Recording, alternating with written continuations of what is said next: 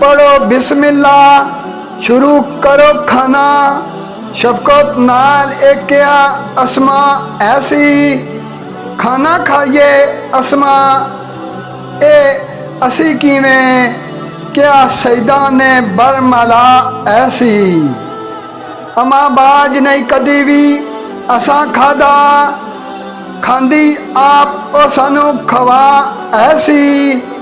मां तू वखरा असी नहीं खा सकते, दिता साफ जवाब सुना ऐसी। पाक नाने दे रोजे ते जाओ बेटा, क्या दवानो सीने लगा ऐसी। बैर गए शहजादे ते मुर्तजा नो, कोल ज़ारा ने लिया बैठा ऐसी। दर्दा बड़ी ओ दस्तां गम दी, दिती छेड़ मुड़ खैरल नसा ऐसी। मैथों सुनी नहीं, मैथों सुनी कहानी ए नहीं जानदी, रो रो आखिया शेरे खुदा ऐसी।